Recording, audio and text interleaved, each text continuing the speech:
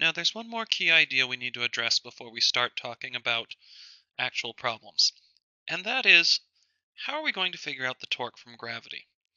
If I consider an object like this, it's an extended object, and each little part of it has some gravity acting. We could add up all the different torques from each individual little piece of mass, but that becomes a real pain. Instead, we come up with the concept of center of gravity. Center of gravity is very much like center of mass. Center of mass was where the object as a whole seemed to be moving. Center of gravity is where gravity effectively acts on the entire extended object. Okay? So if we take all the individual torques acting on each individual point in this mass, we can find that it's as if we had one torque corresponding to the entire mass at one single point.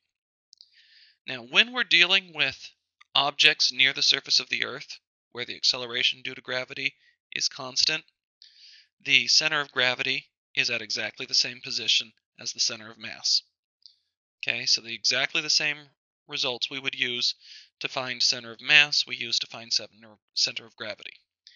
In a case where you're dealing with a very large object from an extended, very far from a gravitating source, it can be a little bit different.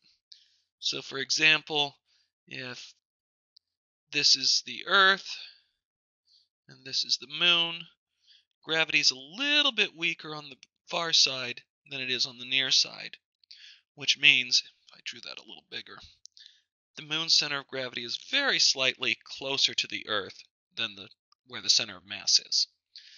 Okay? On Earth-sized objects, that's a tremendously small effect.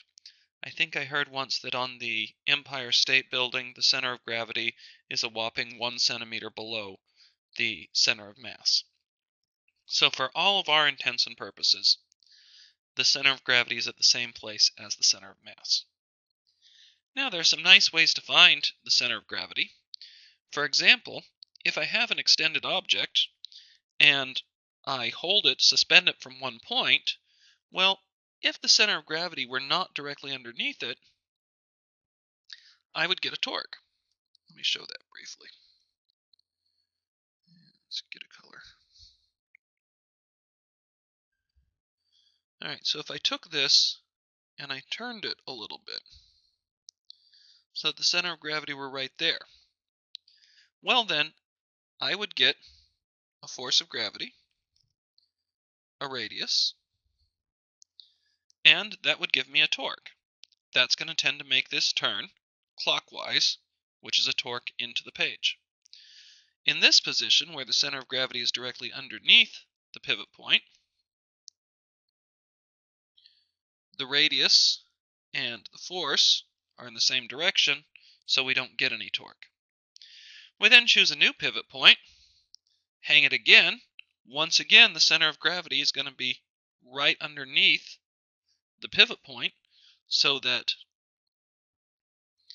the force and the radius line up to give me zero torque.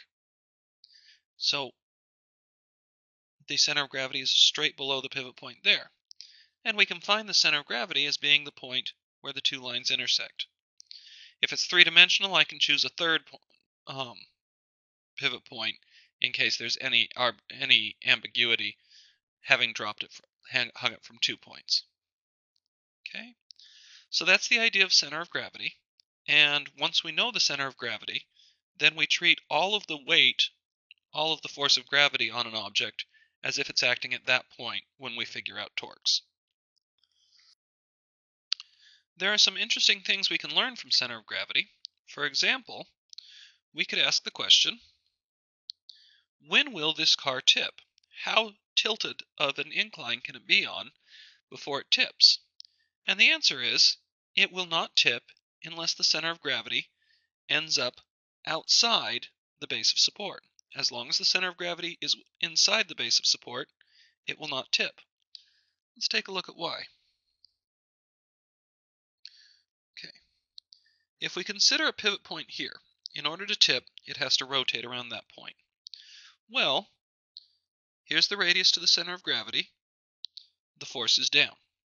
If I put my fingertips in the direction of the radius, I have to hold my hand palm facing more or less this way so that I can turn my fingers all the way back into the direction of the force. That means I'm getting a torque into the page from the gravity. The normal force over here then points out. Here's my radius. So that normal force is able to give me a torque, R cross F, which if you put your fingertips pointing this way, palm in the direction of normal force so that you can turn your fingers that way, your finger points out, your thumb points out, we get a torque out of the page. Torque into the page, torque out of the page.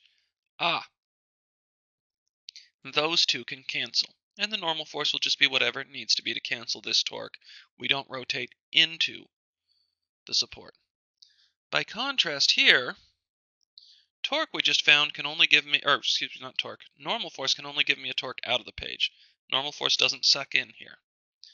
Now if I go here, I look and realize that in order to turn my fingers into the direction of the force, I have to hold my hand with my palm down in this direction. That means my thumb is going to point out, and now suddenly the weight of the car is creating a torque out of the page around this tire. This normal force also makes one out of the page, and the car will tip over.